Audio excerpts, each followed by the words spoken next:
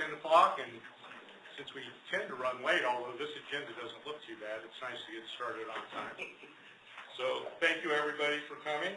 If we could go ahead and do the roll call. Chairman Mark Panuti. Present. Treasurer Mike Sacco. Present. Jesse Cooper. Present. Jeremy Knoll. Present. And Pete Weaver, are you on the phone? It's just regrets he had a conflict today. Okay. And we have a quorum. All right, thank you very much. You know, before we get started, just kind of a prerogative of the chair, I guess, or the chairs. Since Scott Tillman wasn't able to be at our meeting last week, Scott, if you come up, we have a certificate for you. And it's just certificate appreciation. It says this certificate is presented to W. Scott Tillman in recognition of valuable contributions to the Arizona Statewide Interoperability Executive Committee, signed by all the good people. So, Scott, thank you for all your time.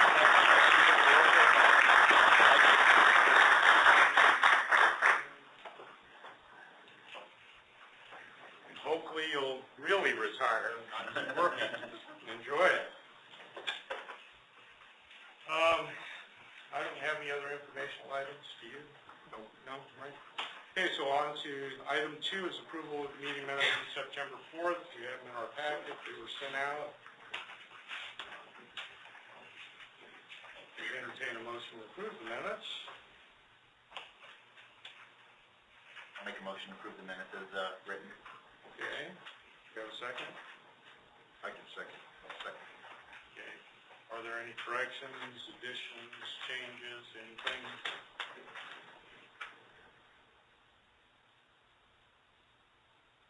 Hearing none, all in favor of approving the minutes as written, say aye. Aye. Aye. Opposed? Okay, motion carries. Minutes are approved as submitted. Item 3, annual review of technical policy standards and procedures. Wade.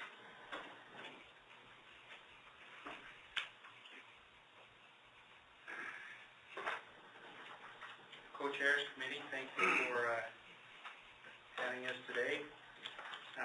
We will be reviewing the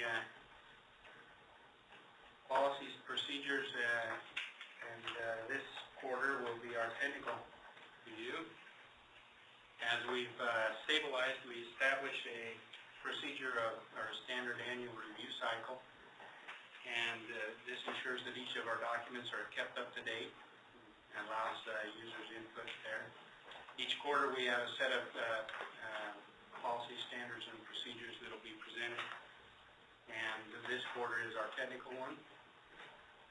If no revisions are needed, then the last review date will be updated and the document will be posted to the website. If revisions are needed, then the appropriate drafts will go through the review cycle again and presented for approval at the next meeting. Today we'll be going over Arizona Interagency Radio System errors and Arizona Errors Improvement and Sustainability Plan, the Land Mobile Radio Minimum Equipment Standards, and the Arizona Interoperable Channels Plan. Just a little bit of history. In August, we sent out email to all the stakeholders, August 7th. August 21st, we were looking for comments back by that date. No comments were received. Then on August 21st through the 30th, we had an internal review of the PSP and had no changes to the core, but had the idea that we wanted to standardize all of this information into a new format that required minor changes. On September 4th, we presented and requested feedback from this group, this committee, and on today we're here to present and request feedback from you and to have you approve these things.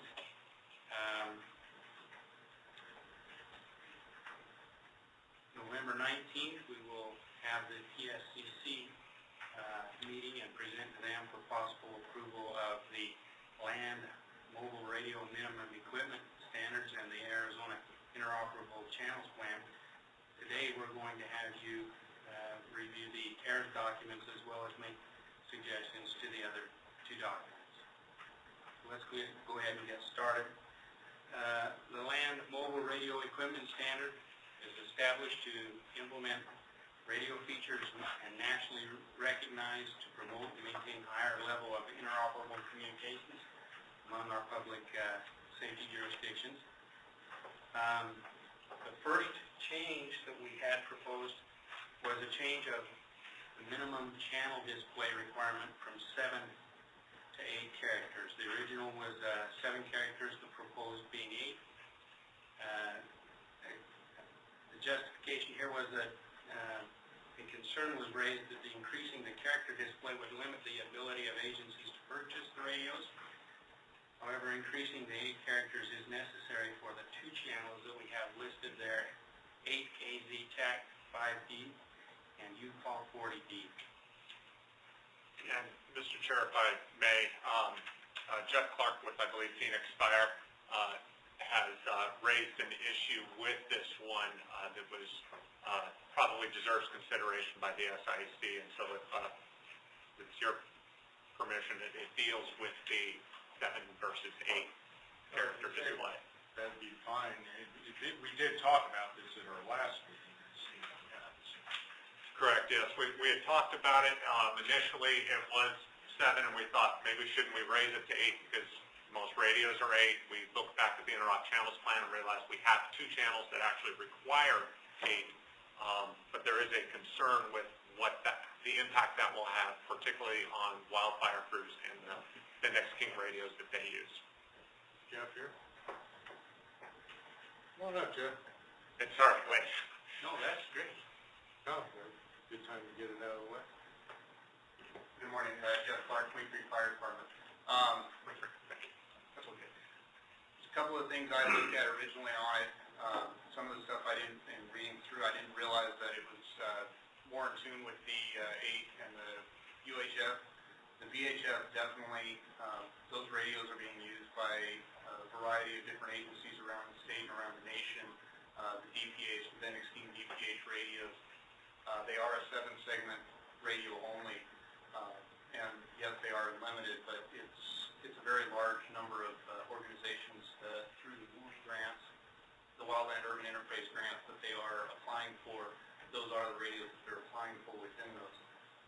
Without having it distinguished that specifically for 800 or for UHF banded radios, that's going to include the VHF radios, which will exclude that whole entire model line from all these agencies with their WUI grants that they're putting in for. And these are a radio that is standardized within the wildland industry nationwide. It's being bought majority-wise by all the federal government agencies as well as state agencies as the sole radio being used for wildland and urban interface situations. There are new radios that they're coming out with, however, this is still the standard radio, and it is still a 7-segment. So I do have worries and concerns about that, without having it clarified or something else within that. If it's VHF can be 7-segment, then you're pretty much going to be okay. Then Xtreme does not make a 800 or a UHF radio that is 7-segment. All the other ones are all 12-segment, so you're okay as far as that. It's just the VHF frequency range that there would be an issue with for these the following grants. Any questions? No, that makes sense. Does the radio meet all the other parameters? In other words, the 48 channel? Yes, they're actually 400 channel, 16 per group, all P25 compliant, digital analog radios. Wait, what's the model again? Bendix King DPH-X 5102X is the full model. You know, there's still probably a lot of caches out there that have the older models. The Forest Service and NISC just actually purchased a little over $2 million worth for the radio caches nationally as well as, I believe, Sedona Fire is the best example. I think they have right in the neighborhood of about 60 of these in-cache radios that they have currently in boxes as cache for emergency incidents in and around the Sedona area. Are the older models, so are they also 7-character? I don't know. All the older models, the EPH, GPH, and DPH are all 7 segments as well. They never changed that with that model and that style of radio. The DPH command radio is a little bit different screen and method for how they put the screens in there. Is this the most recent, is this still available? This is the most recent, and they're not planning on it going away or changing anytime soon. Other question? Just one, I think the issue was in UHF and 800 needing the 8 characters anyways. I think the VHF programming still accommodates 7 characters. So, you know, if UHF and 800 were our target, moving this to 8, VHF wasn't necessarily a requirement. Yeah, I don't know. in our last meeting, we didn't specify that was really where it had to be, and we kind of had some general discussion if that was going to cause a problem, but none of us thought it would have been so. Yeah, I don't think that there is anything in the VHF part of the 8, and there are a lot of things out there. So. Thanks, Jeff. No, thanks for bringing that up. Thanks for your time. Mark? Yes. We specifically set that at 7 characters for that very reason. Originally. Yeah. You weren't here last meeting. You're retired. See? Like I said, we went out and did a radio survey to find out the current, then all production models, how the character count was. We said it's 7 seconds. Yeah. One of the options in the standards would be, say, minimum 7, recommended 8. Or couldn't we just say minimum 7 on VHF and 8 for the others? No, but Are there other? isn't the way we're trying to currently write the standard, though, as being all-inclusive. Because if we started off with individual standards, PU and 800, Right. now we're trying to make it a single standard for all bands. Is the way I recall the way our... We do have them on separate lines, though. I mean, we did bring them all back onto the same page and try to make everything as... Yeah, but for instance, channel count's all the same. Yeah. The frequencies. You know, and the only thing we're really saying, and in that place, yeah, channel capacity, if we change VHF to read 7, that would be great. Yeah, that'd be the only thing we have changed. Now, just like last meeting, we missed the appendix things. Are there any UHF and 800 radios that's going to cause a problem with changing it to 8 that we know of? Problem is we don't know. You know, I'm wondering if, is this a mandatory requirement, or is this a best practices like a recommending? Is this what we're looking for in terms of recommendation people buy equipment? I think if they buy it using grant dollars, Correct. it has to meet the Homeland requirement. Security grant funding has to comply with the LMR minimum equipment standards and has to program in the interop channels plan. If an agency is using their own agency funds or other sources of revenue besides typically federal grant funding, then they would not necessarily have to. This would be a standard, which would be more in line with the best practice, but from the standpoint of grant funding, they must comply with these standards. So, Scott, what you had said before, 7, recommended 8? Or if this is displayed this way, and I have not looked at it, reviewed it, if we just change the VHF requirement to 7 for greater, that covers it. That makes the specific exemption for the appendix games with all the fire services.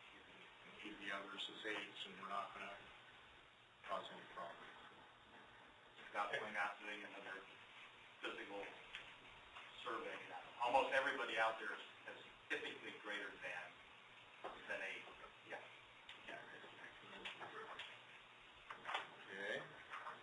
So definitely change that to 7. Okay. The next proposed change is to add a section on multi-band radios to the standard. with a footnote that multi-band radios with 700, 800 megahertz frequency need only be P25 capable. Before there was no standard, and Justin, if you go back to that other document, what we're doing is adding that lower line there as a multi-band standard there, with the note right below. We recognize that there are agencies that may purchase multi-bands with just VHF and UHF bands, not including the 700 and 800. And so while we want the standard to be P25 required, if a radio does not have 700 or 800 in the radio, then that would just need to be P25 capable. Again, for So example, if that footnote wasn't there, would it still need to be P25 capable? well, the current concern, for example, would be if DPS were to buy a UHF, VHF dual band radio, their primary operations are on UHF. They interact a lot, particularly in rural areas, with agencies on VHF. There's really no need to force any of those agencies to activating P25 on their system, simply because they're having a multi-band radio. If they had two VHF and UHF radios, we wouldn't be forcing it. So it's the difference in saying Project 25 in the column is required, you're just singling out that it's just P25 capable, not required to operate. Correct. The standard in the past has been for VHF and UHF radios. Those radios have to be upgradable to P25, but not necessarily forcing those agencies to purchase the P25 upgrades. Okay, so just like the capable on the top two. Correct. Sorry. I was just trying to read the footnotes 2 and 3 and then see where that tied back in. So, okay.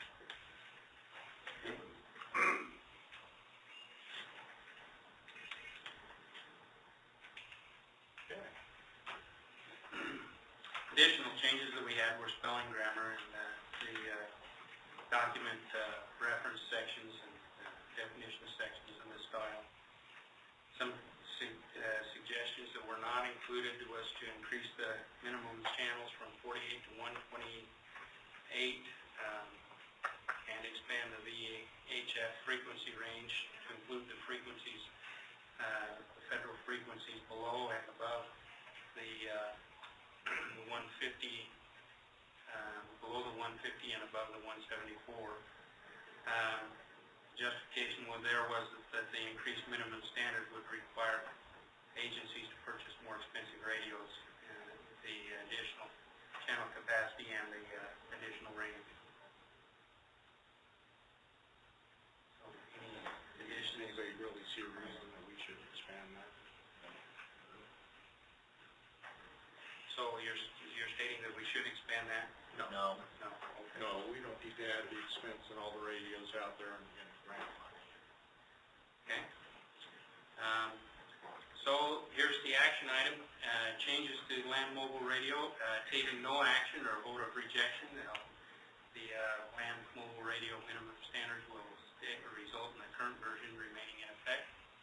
Approving the proposed changes will result in a recommendation to the Public Safety Communications Advisory Board that these be approved then, and if approved by the PSCC, the new standard will go into effect. So our suggested motion, you read that there, and we have then, of course, the change of the 7 to the 8 to add to that, the 8 back to the 7.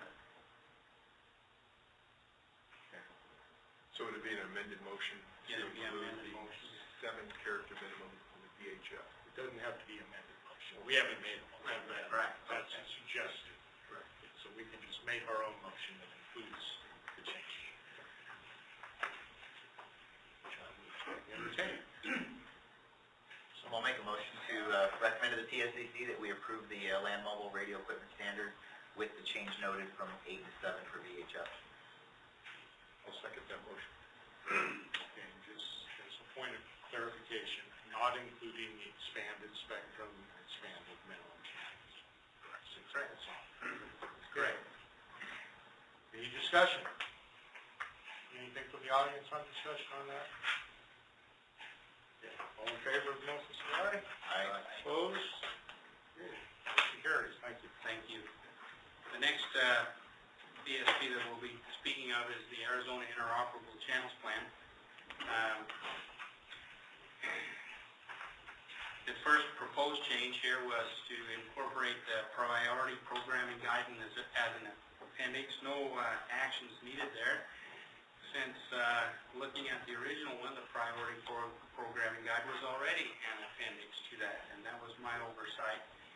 When I looked at the PSIC website, it's easy to see the reference documents and thinking that they needed to be included together, when in fact what happened was, in order to find that document quickly, the PSIC website just expanded that out. It is already a part of that document.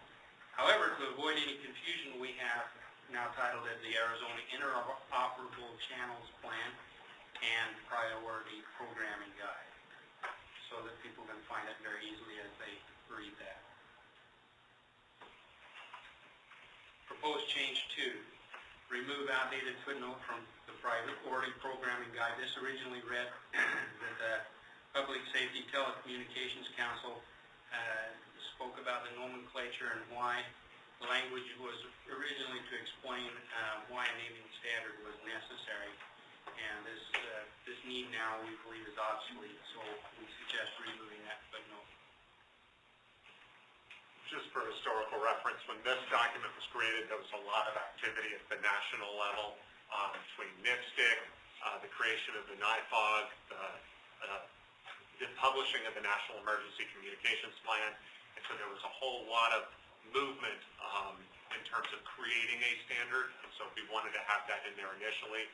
Since then, the standard has actually been established. The proposal that NIPSTIC has put forward has become now an ANSI approved standard, and so really this footnote is just kind of an historical artifact that really doesn't need to be in the document anymore. We had a lot of conversation years ago. Sure. Additionally, the NECP goals 1, 2, and 3 are most likely going to, will be disappearing, and there'll be, I think, up to 5 or 8 new goals that are in a completely different format from those, so that wouldn't make any more sense by the end of this year. Moving on, proposed change 3, remove the outdated footnote from the priority programming guide tables. This footnote originally stated program in mixed mode receive where possible. We recommend that we clarify that some by stating footnote was, the suggested wording of radios capable of being programmed in analog, digital, or mixed modes should use mixed mode for receive where possible. This footnote was inadvertently removed from the approval draft, so you won't find it in there, and we need to restore it to all of the 4 priority programming guide tables.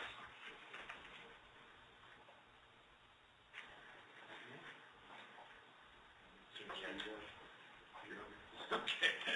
We want that in there. We got a little bit delete happy when we deleted the previous footnote and didn't catch that until When you're doing this, it's easy to not see something you've already gotten rid of. So, proposed change 4, add a background section to comply with the new standard. Originally, we had in your approval draft right there a background section that came out of the AIRS SOP. We were going to rewrite that, and that got into your document without being done. So we have a handout that states this. Let me surmise it, that it states the fact that in 2009, this group undertook the efforts to create the standard,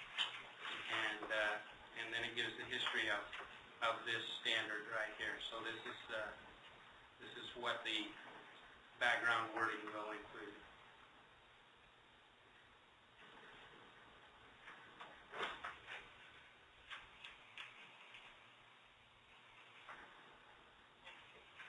one of the things that we learned is trying to do all 4 technical PSPs at once was actually another major undertaking that we had not anticipated. So unfortunately, we did miss reword rewording the background section for this particular document. Oh, and Justin's letting me off the hook for my inexperience too, so.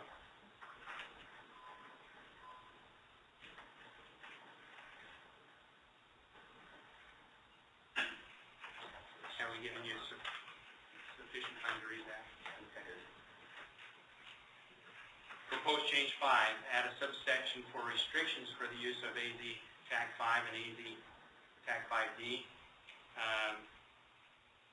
The language was originally in the AIRS SOP, and it's now been moved to this document so that we make sure that we keep that restriction in there. And this was language that, because of the way the interop channels plan and the SOP was kind of the history of those two created, we had this language in the AIRS SOP, but for some reason had never actually put it in the interop channels plan. Now that we've restricted the AIRS SOP to just AIRS, this language really does belong in the interop channels plan. I think it's also beneficial to have it right underneath that, so you kind of know what the criteria is for using it. Hopefully everyone along the southern border and California border there know those restrictions, but it's always good to have them out there. With that, we added some changes in grammar and definitions and format. So we'll let you discuss that for any of your comments.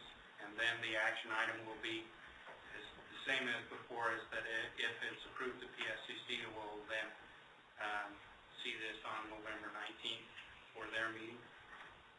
And so only two changes, change number 3 and change number 4. And the new suggested footnote, the background, and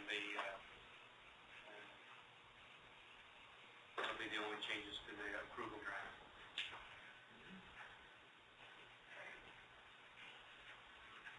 Any comments from the committee? A couple of questions. 8 AIRS D, 8 AIRS Delta.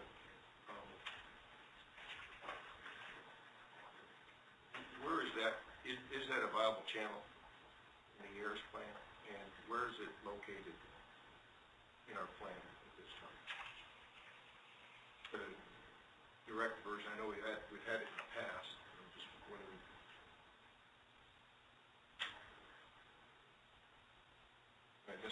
I don't recall it. On AIRS, it has to be repeated to be able to use the suite. Yeah, I don't think we were, Use the suite, yes. I don't know that we were ever specifically allowing direct mode on the AIRS, because it is, In order to yeah, patch it. it would cause a problem with everyone using it. Well, Scott says we weren't. That's what. It's the same as 8 call 90.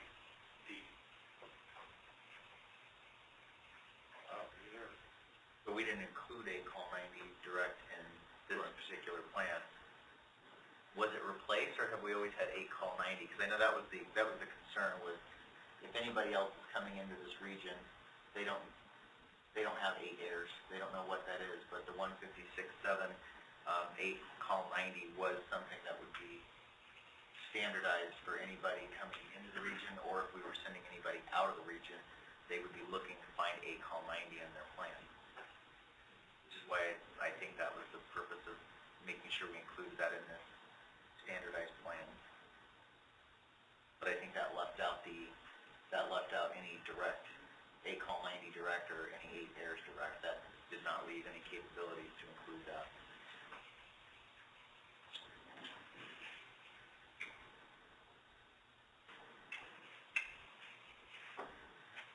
I think the other... It's not there.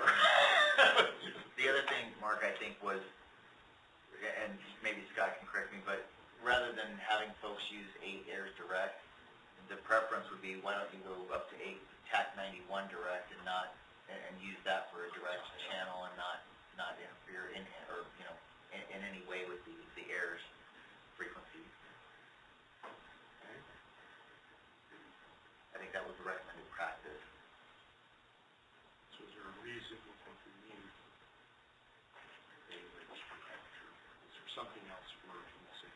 Well, it's like air resources, for example, if somebody has a conventional 800 radio helicopter, I know in Pima County, all we have is 800. I mean, right now we have the 8 Airs D, 8 call 90 program, D programmed into the radios to allow communications with those air resources outside of the air's suite. So if indeed 8TAC 91 Delta is available, then it's kind of a moot point. It serves the same function. Right. So do we have information, or anybody have any information that the helicopters, air rescues, if they have that capability? They should. I think all the aircraft that we've dealt with, Mesa, Phoenix, Ranger, up in our region, they all have this priority programming in their radios. We frequently use the 91, 92 directs for air-to-ground, air-to-air ops if we need it. So all of our assets in this region and all the DPS assets have access to all of those direct channels. Well, those are the ones in our region are VHF. Right.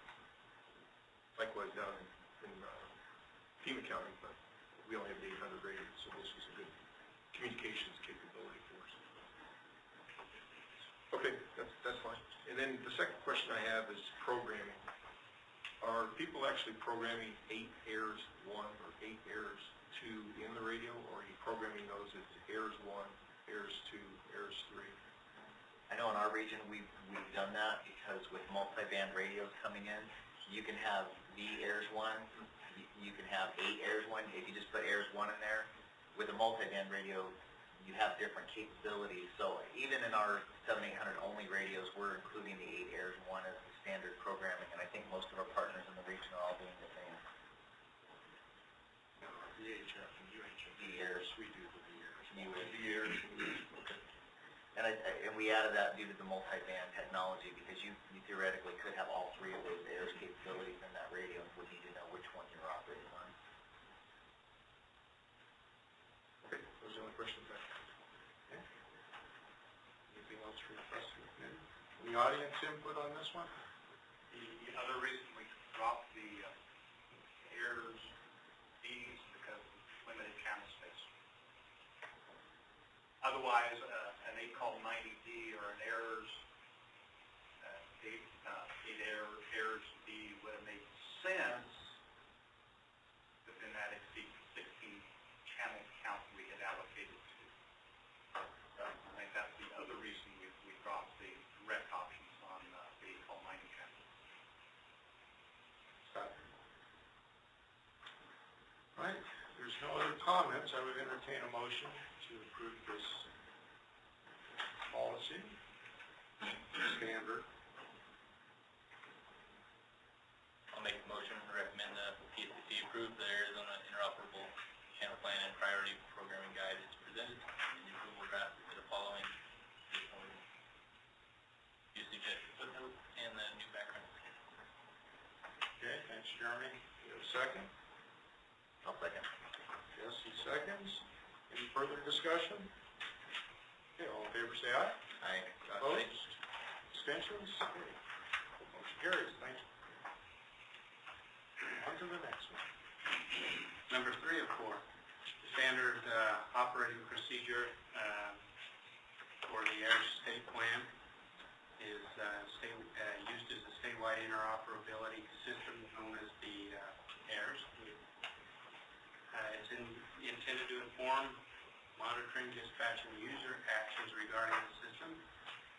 The first proposed change was to remove the NIFOG tables from the AIRS SOPs that are also found in the Arizona Interoperable Channels Plan. And so we propose removing them as they're duplicated. That's the first change.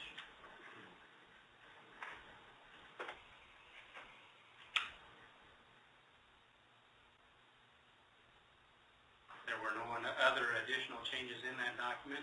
We did, other than these, that we updated it to the new style, added a definition section, and updated the assignments and map that were in there.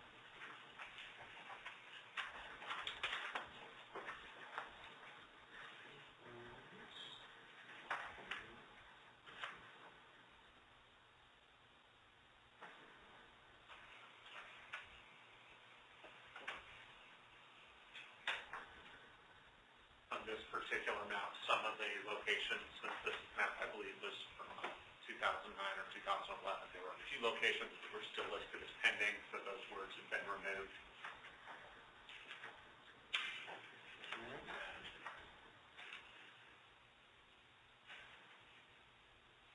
The monitoring table here was updated with all the latest information from BPS.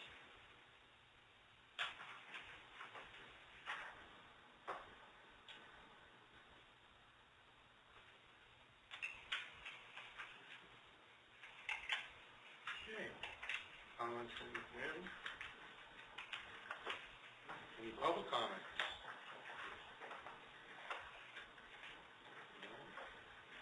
Hearing none, I entertain a motion to approve the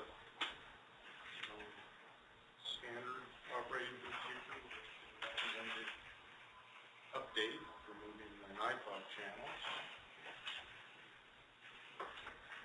Mr. Chair, I'll move that the suggested motion approve the Air State Plan standard operating procedure as presented in the approval draft. Okay. Motion? I'll second. Second. Yes, thank you. Any further discussion? I do want to add here that these changes will take effect as you are the committee over this AIRS document. So, Yes, this one doesn't go back. Correct. Yes, it's 6. All right, we have a motion and a second. Any further discussion? All in favor, say aye. Aye. Opposed? Abstentions? Okay, motion carries. moving to the last one, this is the sustainability, improvement and sustainability plan for the AIRS. It's guidance for initial requests for new sites and documents and documents ongoing maintenance responsibility as new sites are approved. The first proposed change was to update the DPS contact information. Originally we had personal contact information, and we've moved that to a generic contact information section. Proposed, additional changes, we've done spelling and grammar corrections and put it into the new style. And so any additional comments or things that this committee might have for approving this will result in the new plan going into effect.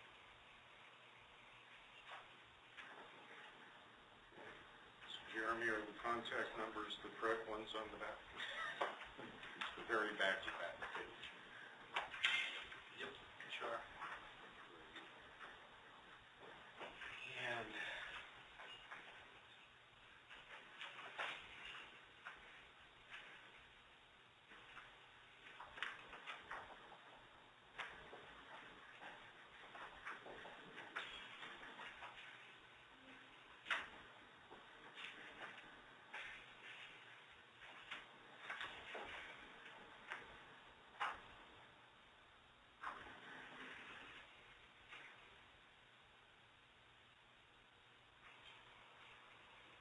Is the way this written, and why I bring it up is I just had some dialogue with Tucson, town of Tucson.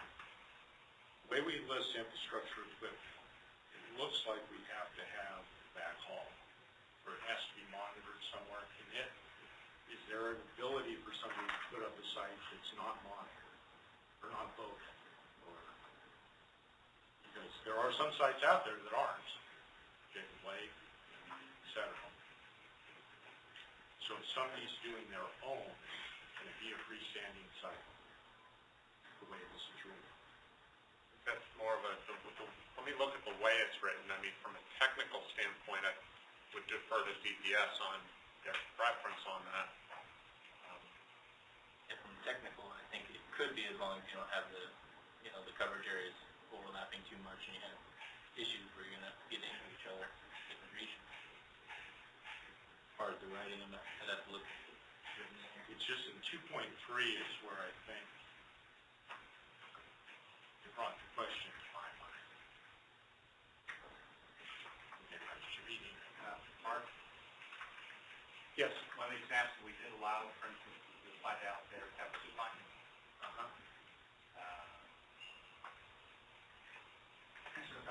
Long Mason. Long Mason, there we go.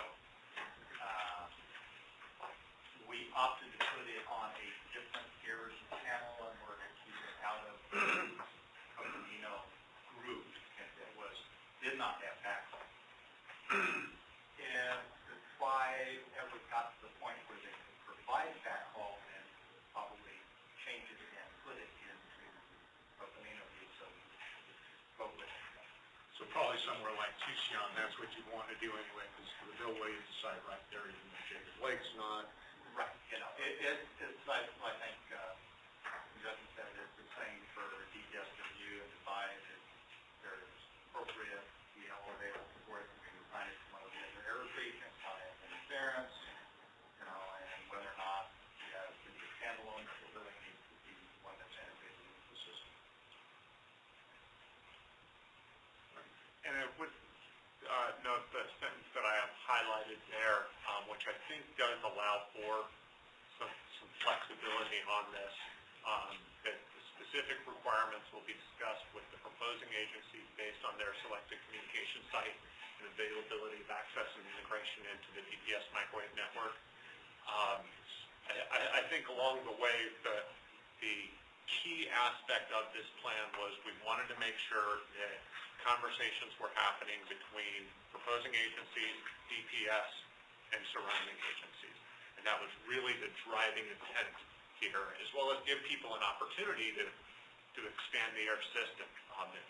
It was not designed to establish a bar other than you can't cause damage to the rest of the system, you can't increase the workload of DPS type of.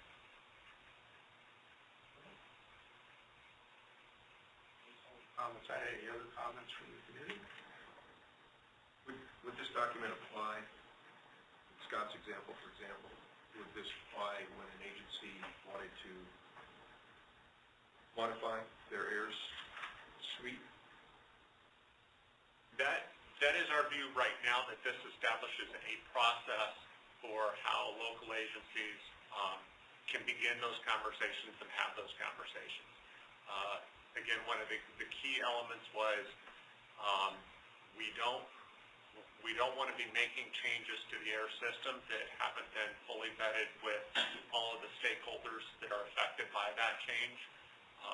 And key among them, of course, are the maintenance staff at DPS WSB, but then obviously all the users in a given region. So our approach so far, for example, Santa Cruz, has been to work with some folks down in Santa Cruz County who have been who are thinking about a potential change. And right now, though, they're all at that very first step of you have to think about the change and then contact DPS.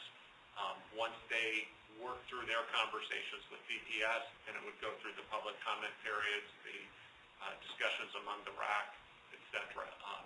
But to this stage, it hasn't gone past the idea stage.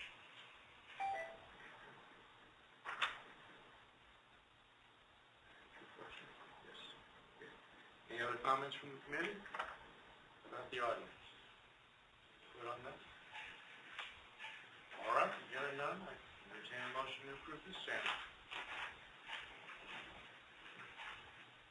Which one is it? Policy standard, this one is The sustainability. This is a sustainability plan. So Technically, we call this PSP. an SOP. it's an SOP, so it's part of the PSPs, the EIEIOs. So I'll make a motion to approve the AIRS Improvement Sustainability Plan as presented in the draft. motion by Jesse, second by Jeremy. Any further comment? Hearing none, all in favor say aye. Aye. Opposed? Abstentions? Motion carries. Thank you, Blake. Thank you. The next steps, the approved version will be put on the website. The recommendations from this committee will go on to the SIEC on November 19th. And then October through December is our year-end reports and reports to the JLTC. We did want to ask if this committee had any new PSP development that they felt at this time needed to be started, and we'll open that to your suggestions. Well, it doesn't feel like it. It actually is October. Yeah. And a new quarter's begun. Okay, thank you, Cory. None, I just want to say thank you and appreciate it. All right, thank you.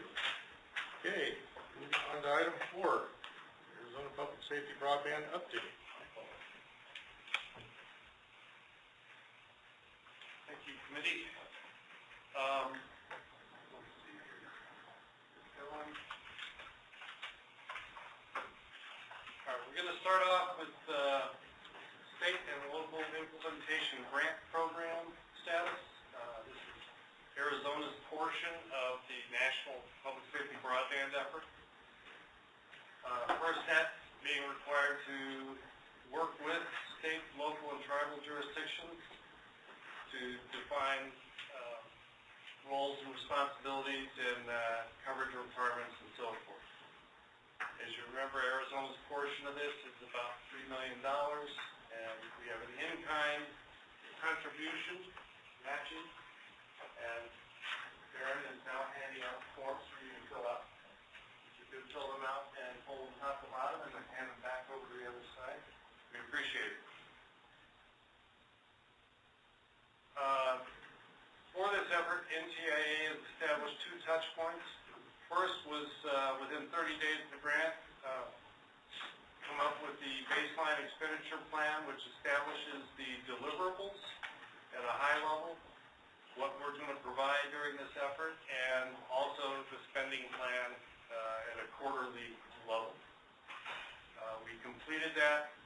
The award was August 16th. We completed the submission by September 16th, and then there were several back and forth meetings with NTIA, our federal program officer, to get everything pinned down and defined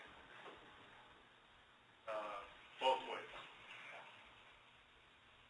All right, and that has been approved. The next touch point will be when they determine what specific data collection elements that First Net wants from the states. Then we'll be able to adjust accordingly. So from our perspective, it's a good thing to do a few, to start the effort, and then we'll be able to tune the education outreach along with the data collection. If we find that we either have too many meetings or not enough meetings, that kind of thing. You know how far out that might be? I'm guessing 6 to 9 months from the award date, so probably spring.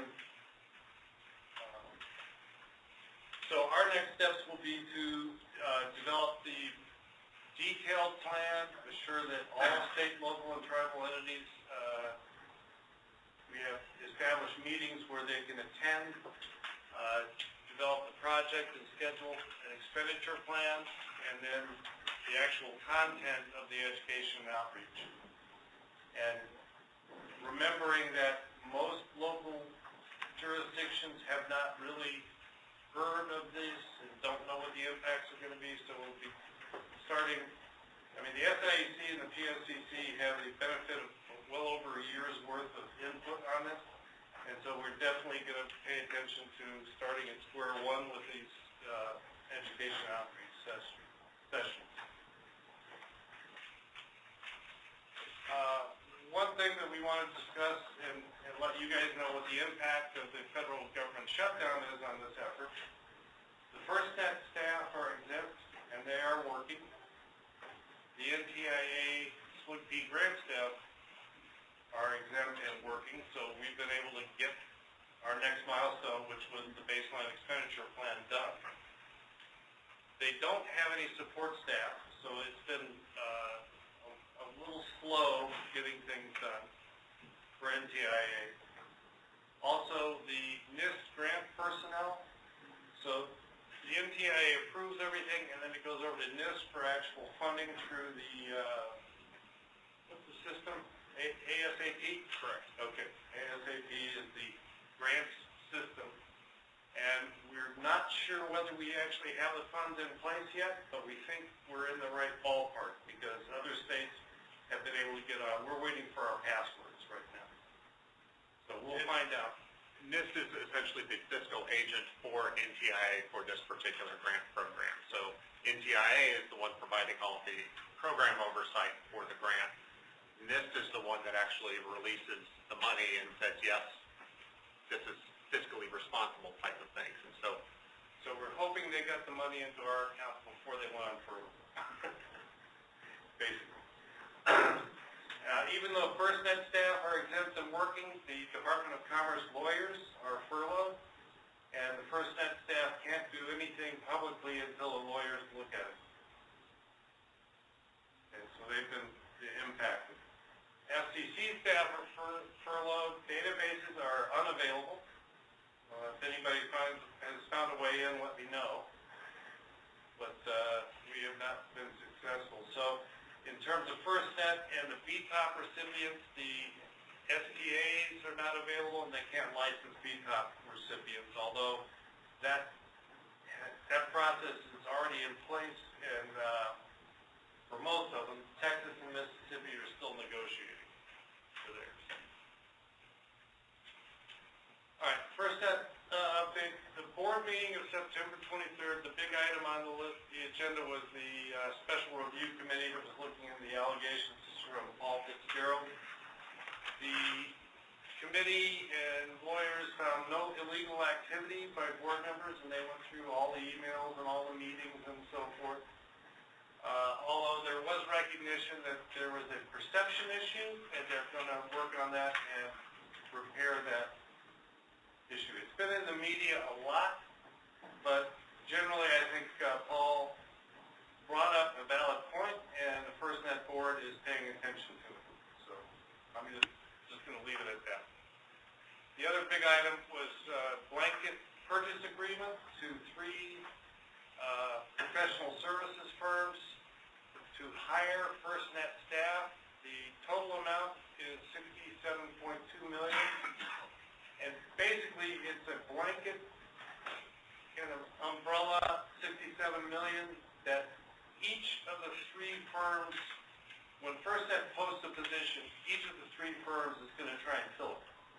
So whichever, so it's constantly, it's a constant competitive grant situation. So that one of them could actually fill all the positions and get all the 67, in theory. So they set it up that way to keep it competitive, and I think it's a good approach. 2 of the 3 firms have posted FirstNet positions already, and so they're moving ahead with that. All right, the update from the Arizona Public Safety Broadband Work Group. We've reestablished biweekly meetings. We've been reviewing outreach material from other states and from FirstNet. We had a discussion about branding and name recognition and so forth. We have been operating under the Arizona Public Safety Broadband Network, AZPSIC. Some of the literature is starting to talk about, at a state level, Arizona FirstNet or Oregon FirstNet, kind of snappy, kind of quick, and generally the consensus of the group was that's probably the best way to go, especially when we're bringing it to elected officials and so forth, rather than public safety who's been involved in this. We haven't made the decision yet, but we're kind of heading in that direction. We have gotten on the agendas for various regional systems boards, and we're continuing along those lines to bring them into the loop. And then we've been also looking at county kickoff meetings.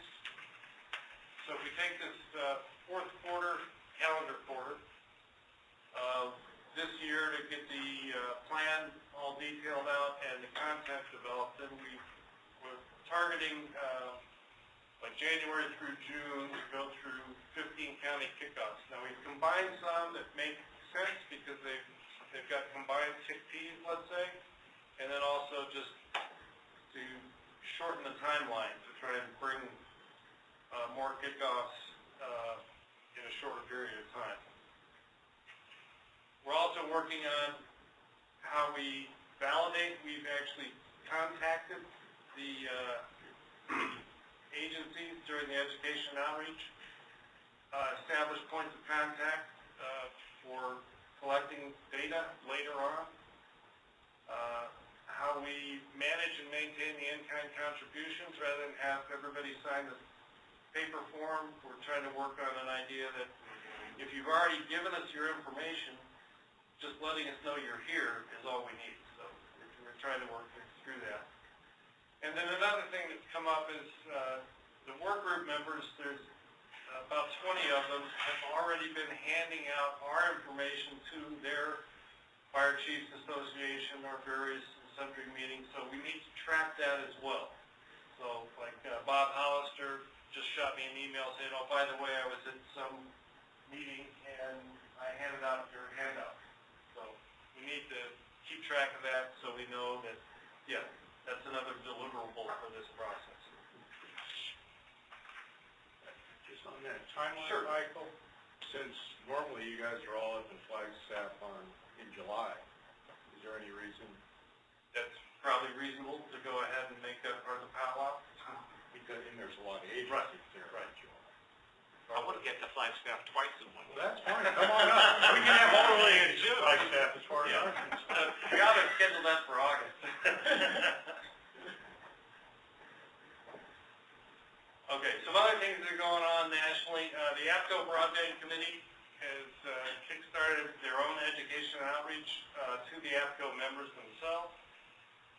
They're going to establish a feature article on FirstNet and broadband, and also have a regular monthly column.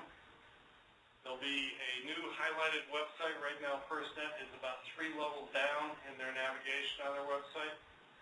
And then a regular blog by the APCO Broadband Committee members. And many of the members are people that traditionally write national blogs, like Andy Siebold and a few others. So I think it'll be a good place to go and find out what's going on. We, in Arizona, will be leveraging that for sure for our education outreach efforts. And then NIPSIC just had their executive committee meeting, and they have identified, within the broadband working group is an overall umbrella that's overseen by Andy Tyson. They've established these items as things that they need to drill down into and develop either standards or best practices or guidelines for. The master statement of requirements was finished last year, around December 2012. The launch requirements were already published as a qualitative, no actual defining of coverage distances and in-building requirements and things like that. They're starting to work on the quantitative and give actual numbers of various and sundry requirements. And then after the launch requirements, they want to establish years 1 through 3 as requirements as well. They want to define what public safety grade really means, and so whether it's battery backup, is 4 hours is too little, but is 12 hours enough, that kind of thing. And basically get into the real detail of how this thing is actually going to work and operate. The last item on there, the radio programming compatibility, has nothing to do with broadband. So I thought I'd talk about it. No. This is an effort that Pam Montanari started about 2 years ago with having, she runs Radio Shop in Florida, and the frustration of having multiple vendors' radios and the pain and agony of programming them with a standard plan. Okay, this vendor does it this way, that vendor does it this way. What this effort tried to do and has done is develop a translator, Excel spreadsheet kind of thing, where you have your plan and then it can translate into 5 different vendors' radios, or all the usual suspects' radios. Okay, and they've tested this out. They still have a couple months more of testing, but I think it's going to be a useful tool for people that have multiple and for a variety of vendors' radios. It will reduce inadvertent mistakes. So basically, it's taken every knob and switch and bell and whistle and cross-referenced each vendor's name for that actual switch and knob, and validated that this means this for this radio, and this other naming slot means this, same thing. So, that is out there on the NIPSIC website, which is open, okay? It's not been shut down by the federal shutdown. They're still testing, but it's available. They're still testing, yeah, they've got a couple more months to actually pin it down, but they had a major breakthrough, they had a 5-vendor test, and everything looked good, so. That's it. Any questions? Any questions from the committee? Oh, any questions from Michael? Hearing none. Thank you. Okay, we'll go on to item 5, PSIC office multi projects update. Karen. We are walking.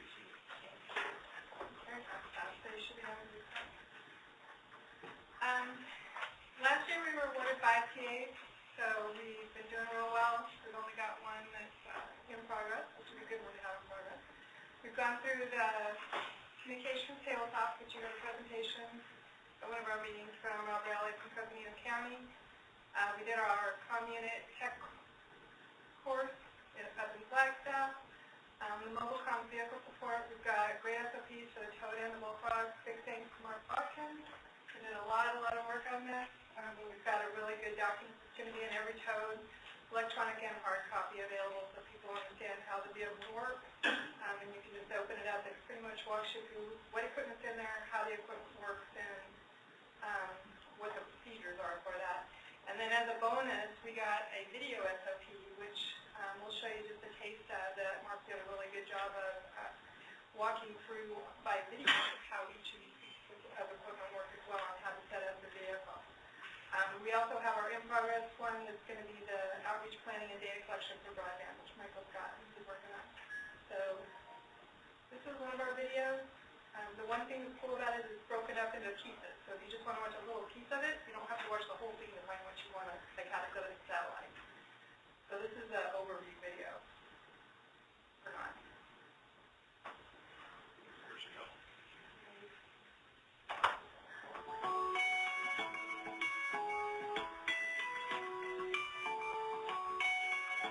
The ATEM Toad, classified as a quick response communications vehicle, is available for rapid deployment throughout the state and can be set up in approximately 45 minutes from scene arrival.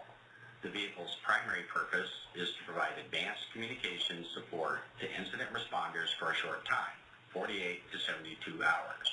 The vehicle is designed to ensure that on-site public safety officials have interoperable radio connectivity with one another as well as to local infrastructure, even in areas with no fixed coverage. Communications capabilities include radio communications for a wide variety of users across multiple spectrums via the onboard ACU 1000. Inside and outside the vehicle, users connect to the internet via the onboard network that includes a wireless access point for external users.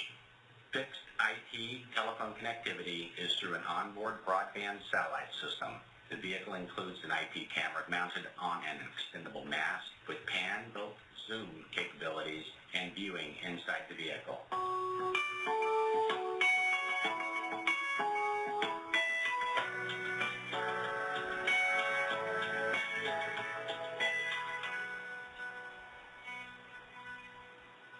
So Gila County loaned us their Toad for the day. We went up and found an amazing park up there.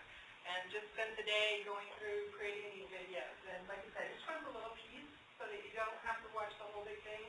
You see here Mark's voice on all of them. He did a fabulous job. I mean, they walked through everything.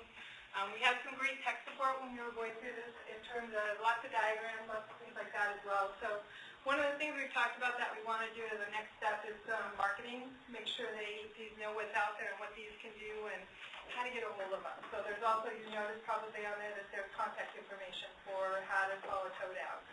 And that's in the SOP as well as our statewide TICI, which is going to be done at some point. Karen, are those posted somewhere?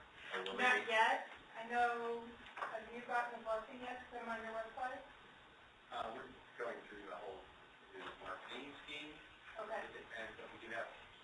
Internet. Alonde is now our LPI, or marketing CIO person. So she's moving forward with revamping the website and stuff with it. So it'll be a couple months maybe. But eventually they will be available. Yeah, the goal is to have them on it so that you have access to them. And we talked about putting just this one, which is kind of that overview on our website too, or a link to there so you be able to see it so that people can see what it has for you. But they're really nice, and some people are visual, they want to see this type of thing rather than just reading in a book. So it's a great opportunity, and somebody wanted to give us free stuff, so why would you say no? UMA has their big T going on, their border interoperability demonstration project. They've gotten quite a few TAs through this project. They've done their kickbox, came out very nice. They have been distributing that to their users across the region.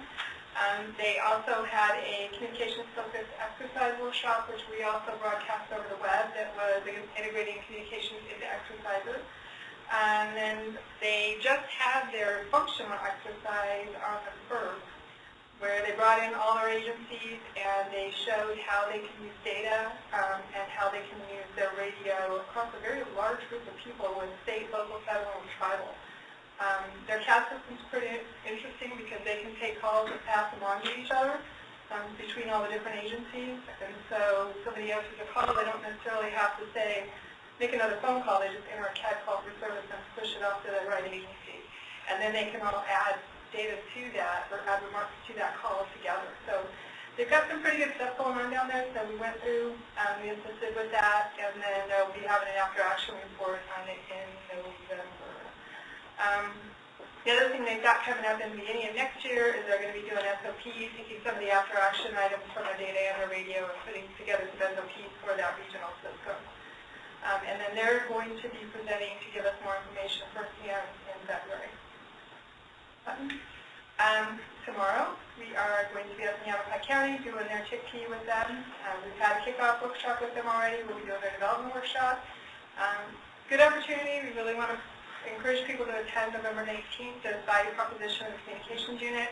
We recognize there's challenges with upper management sometimes, understanding the value of bringing a ComL and ComT in, which is a prior colleague of this group, but we really want to encourage people to get their upper management to come in. We're bringing in 3 speakers. We've got Mike Worrell, who's going to talk about, similar to what he did at the SIEC meeting, what he did as part of the, dealing with the firefighter tragedy and the communication challenges there. We're bringing in Brett Lee from CNCPD, who's going to talk about his experiences some more day-to-day with events and such.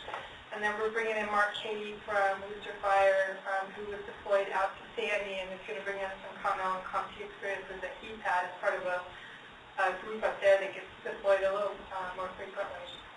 So that's going to be November 19th. It's in the morning.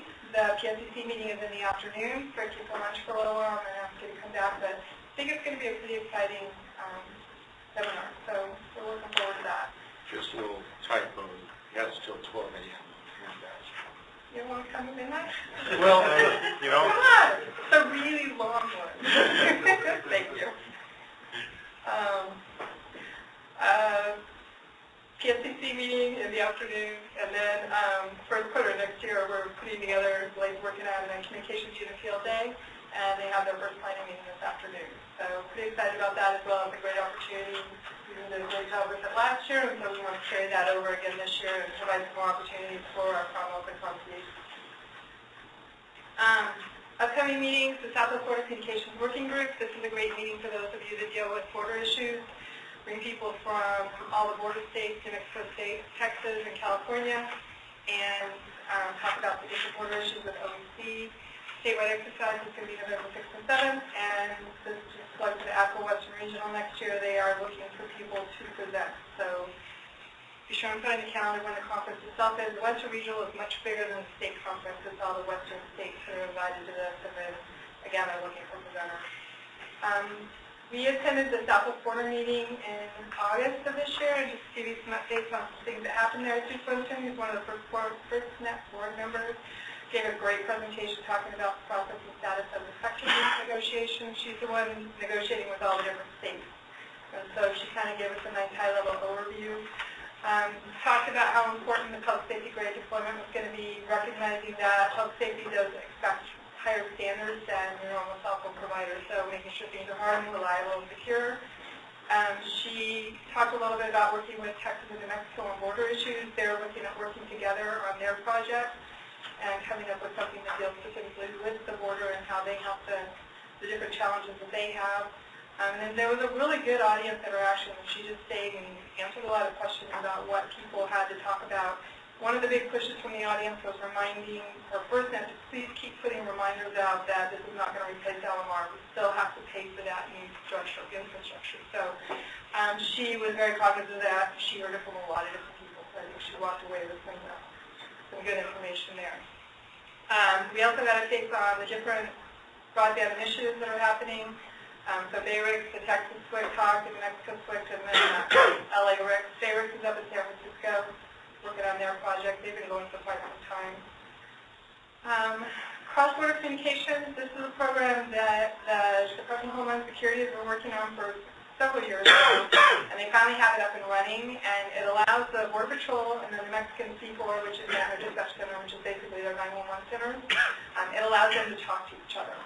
One of the challenges that they found is, I'm reading through their SOPs, they're trying to get through this, but sometimes Mexican dispatch centers speak Spanish only, and it makes it a little challenging for CP because they don't know Spanish. So some of the things they're going to have to work through. But what we're looking at, and what they were looking at, is integrating local users into this. So Yuma and Santa Cruz have both indicated that they would like to be involved in this as well, to allow some of their local agencies to be able to talk with their Mexican counterparts when they're working in situations, maybe a wildfire, working with other types of situations where they need to talk to each other.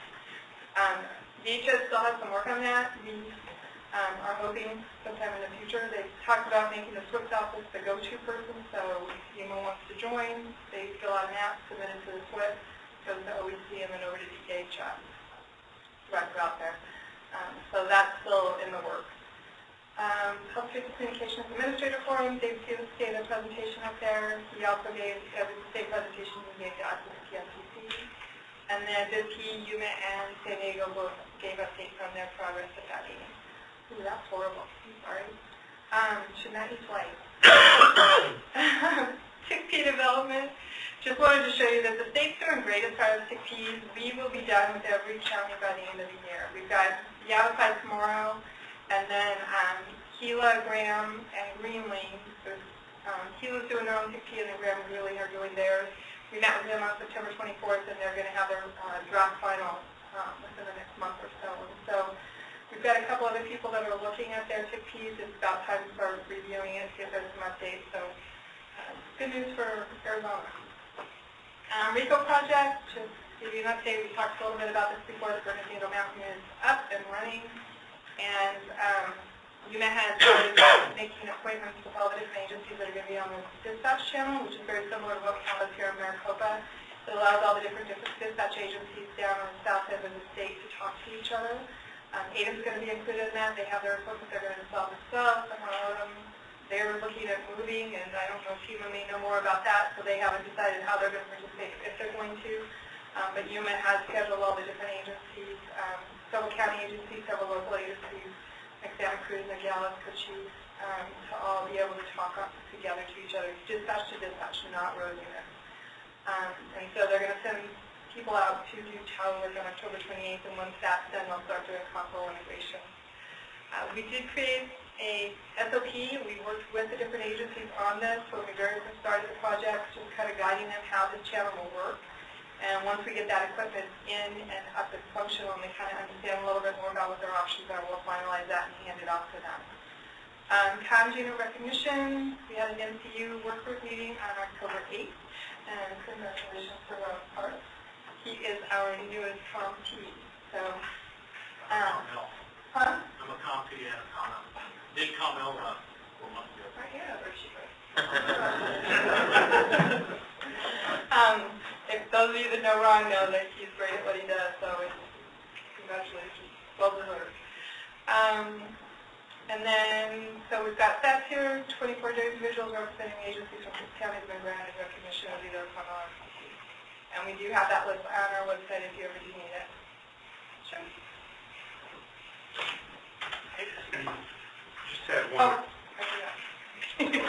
You like my name? I'll just be at time. A question maybe I missed it as you went through, because you were going through pretty I was. Oh, I good, forgot one. good clip. You didn't forget one? This has the Navajo Nation was awarded the TA, but it doesn't say what. Did they not have to apply for a specific one? They just got... The Navajo Nation, because of the unique relationships between tribes and the federal government, they work directly with each other. The Navajo Nation was one of the first tribes in the country to actually complete all of their NECP Goal 2 submissions to the Fed. Those were not done through the state, but were direct tribe to federal relationship there. Because they completed it, they got a TA.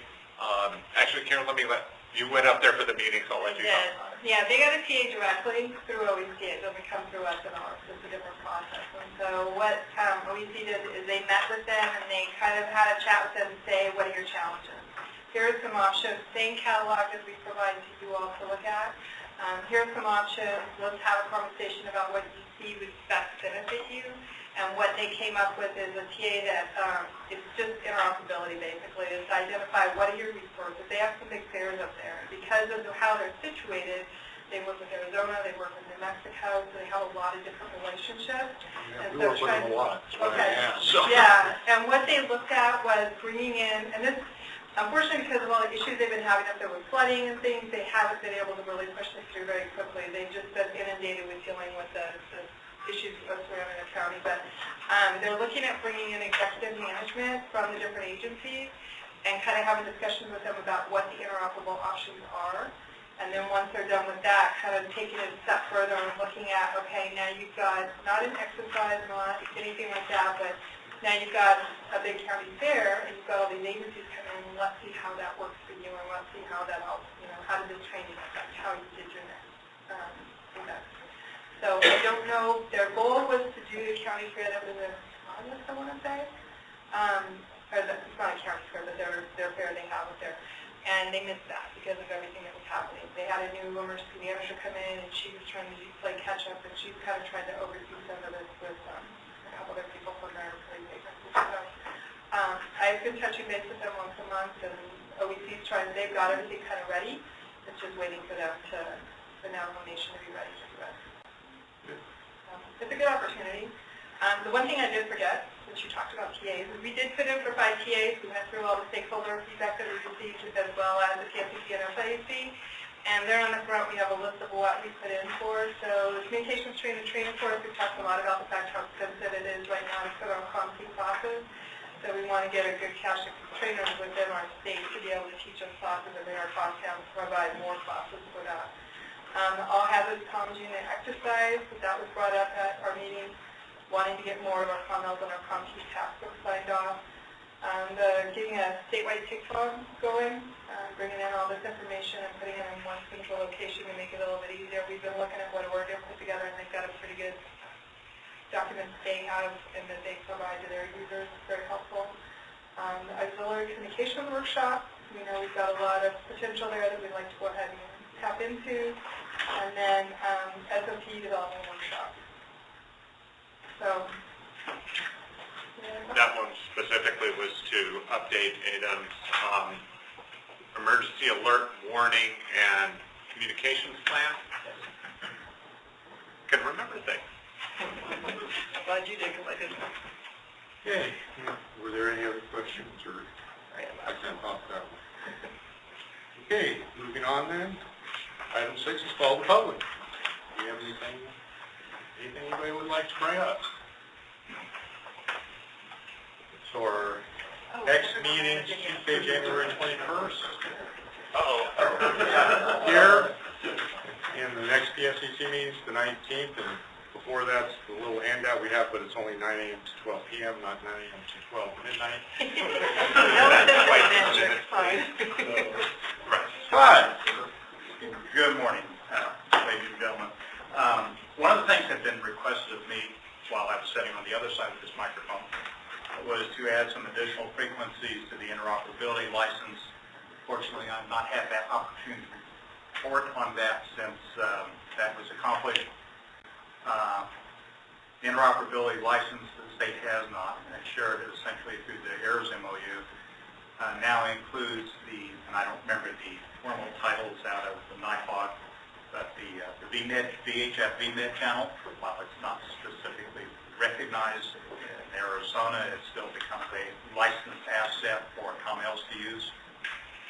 I have added the VTAC 3334 repeater pairs as temporary repeaters on that license, so we're licensed to use those as temporary repeaters.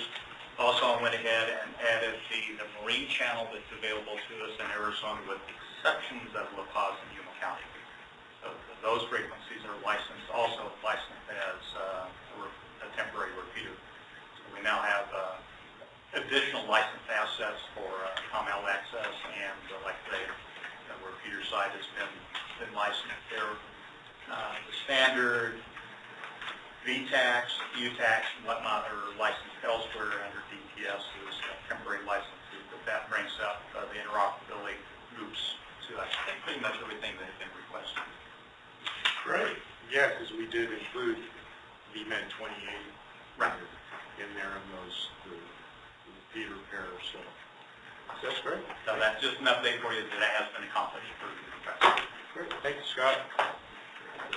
And we did have one brief segment of the code SOP to show you. The first one was kind of the overview, and know the satellite dish and antennas do not raise and lower that fast. But this is a kind of an example of how the 2-minute SOP videos will display for the MCUs. Running too many computers today.